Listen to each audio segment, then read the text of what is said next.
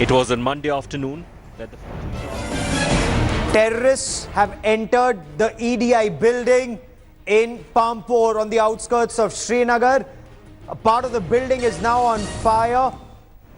Terrorists could be 2 or more in number. The operation is still on.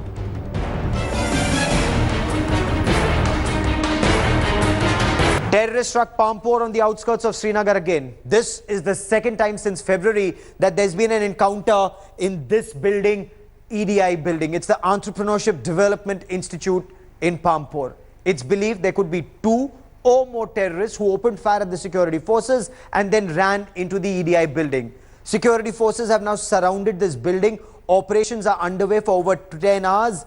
A part of the building is now on fire. Terrorists, it seems, crossed the Jhelum River early this morning and targeted this building. India Today's Shujaul Haq gets you this report.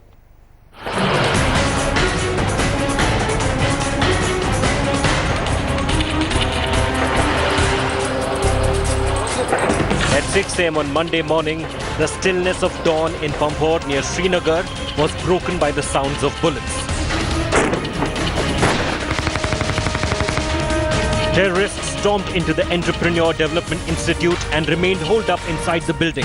A fierce gunfight injured an army jawan.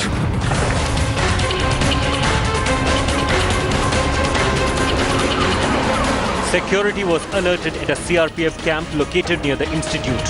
Security forces resorted to using explosives to neutralize the terrorists. We have been told by our sources that these militants used one of those boats to cross over from the other side of the river, and they entered the complex from the rear area. Most of the security is posted in the frontal area which faces the national highway. It is suspected that these militants perhaps wanted to mount an attack on the highway, but they were detected before that. At this point of time, there are searches being carried out all across the EDI complex. The same building was under siege in February. 4 terrorists had taken refuge in the building, killing 2 soldiers and a civilian in the gun battle. As Pampore reels under the second encounter in 9 months, can our security agencies ward off murmurs of the town turning into a terror hotbed? With Shujaul Haq in Pampore, Bureau Report, India Today. Lashkar-e-Taiba now has an all-women terror squad out to target vulnerable areas in the festival season. This is the latest intelligence input that's being shared with police forces across the country. There is pressure on terror sleeper cells by this man Hafiz Saeed and his team to carry out a spectacular terror strike.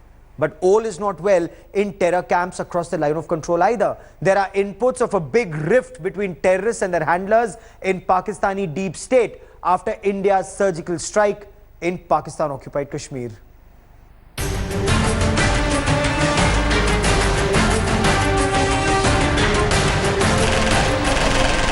India's surgical strikes have generated ripples across the border. An unlikely fallout, a rift between the Pakistani army handler working across the line of control and Lashkar-e-Taiba. The bone of contention, the Pakistani army, now the terror outfit to recover bodies after the surgical strikes. The Lashkar terrorists are also reportedly unhappy with the treatment meted out to them by the army. LET being the maximum affected is actually like a wounded snake. And also they have started worrying about the attack on their heads, LET head and Jaish head, who have been moved to the protection under army now. Both of them are now fearing for their life. The Lashkar-e-Taiba has also evolved a new strategy that intelligence agencies have intercepted. Lashkar terrorists will now don the uniform of Pakistani Rangers. Pakistan Army और terror organisation में कोई फर्क नहीं, दोनों एक ही coin के 2 पहलू हैं जो हम हमेशा कहते रहे, लेकिन अभी तक वो उनको नॉन स्टेट एक्टर बोलते थे. अब वो नॉन स्टेट एक्टर नहीं है, वो स्टेट एक्टर है. Dreaded commander Abu Dujana has taken over. He has divided his group into 3. The groups will be led by female commander Fatima Khan, Osama and Hamad.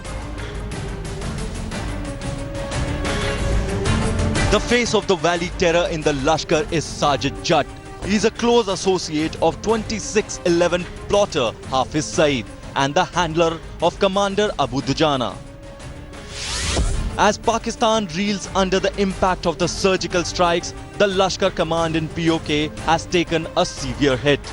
Bureau Report, India Today. India's surgical strikes have changed the political dynamics in Pakistan. Top intelligence sources have told India Today that Islamabad's civilian government, Nawaz Sharif, is now trying to regain the lost ground in Pakistan. These raids have given Nawaz Sharif the opportunity and the opening he needed to once again reassert himself against the not-so-Sharif army chief, Lieutenant General Raheel Sharif. Now, Raheel Sharif retires in November. He's desperately looking for an extension, and the moment he ratchets up war clouds, tension, he gets that extension. Rahul Kanwal gets you this India Today exclusive. Our predictions have now been confirmed by events. A new generation of Kashmiris has risen spontaneously. He spewed vitriol after Uri. India's illegal occupation. But when India hit back hard with audacious surgical strike, Pakistan Prime Minister Nawaz Sharif was quick to tone down his rhetoric. हम जंग के खिलाफ हैं, हम खित्ते में पायदार अमन चाहते हैं, हम कश्मीर समेत तमाम मसाइल संजीदा बामकसद और नतीजा खेज मुज़ाकरात के जरिए हल करना चाहते हैं. But do not be mistaken. The Pakistani Prime Minister has not really turned into a dhow overnight. A high-level assessment by India's intelligence apparatus suggests Nawaz Sharif is shrewdly using the September 29 surgical strikes to regain his own lost political ground in Pakistan. India Today accessed top-level intelligence inputs showing how Pakistan's civilian government is building a case to reinforce itself in Islamabad's domestic and foreign policy domains. Domains that have come under the thumb of Pakistan's powerful army. Before India's swoop on POK, Nawaz Sharif lived under the fear of a possible military coup. Cornered and weakened, especially after his children were named in the Panama offshore scandal. Now India's senior-most intelligence officials say that Nawaz has realized that Pakistan's current policy of backing anti-India terror is isolating them internationally. According to secret inputs from Islamabad, the Pakistani Foreign Office has taken a serious note of how their delegations elicited lukewarm response from the international community over their human rights allegations against India. Besides, no country accused New Delhi of transgression despite Pakistan pushing the case. Not even Pakistan's all-weather friend China or the Islamic bloc. Meanwhile, a tug-of-war is already on over who the replacement for Pakistan's army chief, General Raheel Sharif, who retires next month, will be. Options are few. General Raheel Sharif can decide to take an extension, which he has refused so far. Given his clout, he can also be promoted as Field Marshal, and a hand-picked general is then named as his successor. For Prime Minister Nawaz Sharif, though, it's an opportunity to assert his authority over the army. Top intelligence sources say he is pushing to get his own loyal general as the new chief. In either case, the next major cue for India will come from Pakistan's final announcement for its most powerful position. With Rahul Kanwal, Bureau Report, India Today. But this Pakistani terror, is this made in China? What else can explain why China is repeatedly putting a technical hold on Jaish-e-Mohammed terrorist Masood Azhar being declared a designated global terrorist? What would that do? That would mean that Jaish-e-Mohammed's Masood Azhar cannot collect funds or cannot move around openly, which he does. What it would also mean is that Pakistan will be forced to take action against him. Unfortunately, Pakistan hasn't done that so far against Hafiz Saeed. But why is this terror made in China is something that Beijing should explain. It's very clear where China's loyalties lie. Just ahead of Xi Jinping's visit to India, China has defended its technical hold on Jaish chief Maulana Masood Azhar being designated a terrorist by the UN. Their reasoning: Beijing is opposed to anyone making political gains in the name of counter-terror. The question arises, how does seeking a UN ban on a terrorist amount to politicking? Especially when the ban is sought on a man who heads an already prohibited organization. However, China has tried to show some thaw on the issue of India's bid for the NSG. Briefing the media in Beijing, China's Vice Foreign Minister said, "On the issue, China and India have maintained good communication and we are ready to continue consultations with India to build consensus. We also hope India can go to other members of the NSG as well." China today said it believed countries shouldn't play politics with terrorism, suggesting that it may very well veto the bid when it comes up again to the UN Security Council on December 30th. While Beijing hopes these two issues don't cloud Xi's visit to India, India, for its part, will very strongly raise the issues with Xi Jinping when he comes to Goa. Reporting for India Today in Beijing, this is Anand Krishnan. So surgical strike is actually the flavor of the month. Can you believe it? It's also being used in Ramleelas. That's right, surgical strike being talked about in Ramleela. How? Well, BJP MP Manoj Tiwari did just that. He was playing the role of Angad. Take a look. एक second वो जो बानर आया था लंका जला दिया वो surgical strike वाला. Prime Minister Modi has asked ministers not to politicize the surgical strikes, but quite obviously the dictate has not trickled down to BJP leaders. The party's Delhi MP used his Ramleela role to boost the cross-LOC operation.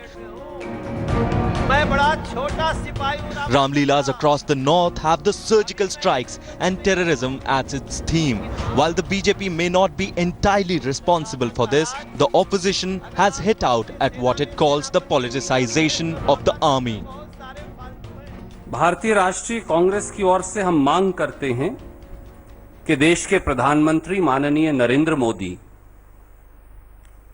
व भाजपा के अध्यक्ष माननीय अमित शाह सेना की शहादत का राजनीतिकरण करने के लिए फौरी तौर से माफी मांगे. The Ramleela that the Prime Minister will be going to in Lucknow on Tuesday has terrorism as its focus. UP Chief Minister Akhilesh Yadav has joined Rahul Gandhi in accusing the BJP of milking the army's surgical strikes for political gains. Congress से सवाल नहीं है, राहुल गांधी से हमारा संबंध अच्छा है. अगर उन्होंने बयान दिया तो कुछ सोच समझ के जरूर दिया होगा. जो हमारे जवान हैं जिन्होंने अपना खून दिया है, जम्मू कश्मीर में जिन्होंने अपना खून दिया है, जिन्होंने हिंदुस्तान के लिए सर्जिकल स्ट्राइक किया है, उनके खून के पीछे आप छुपे हुए हो, उनकी आप दलाली कर रहे हो. But the Ramleela, with its victory of good over evil, has come at an opportune time. Defence Minister Manohar Parrikar even used the Ramleela platform to bash the opposition for questioning the surgical strikes.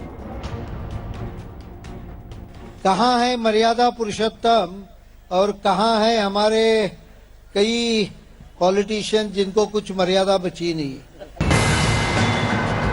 Posters in several parts of UP have come up that feature the BJP's top leaders and talk of the surgical strikes.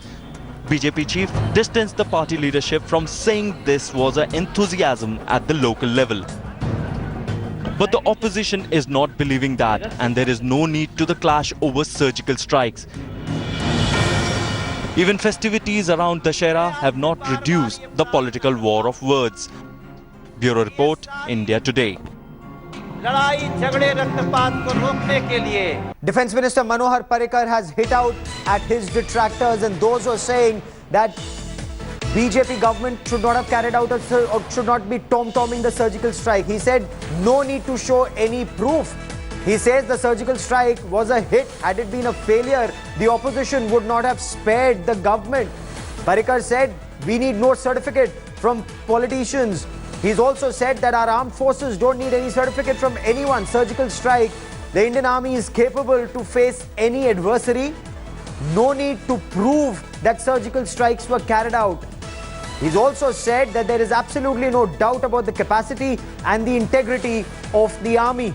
What was required was political will and capacity, which he says the Narendra Modi government showed when they carried out the surgical strike in Pakistan-occupied Kashmir. Well, that is all we have time for on India First. Many thanks for watching. Up next is Rajdeep Sardesai with the news today. Stay with us.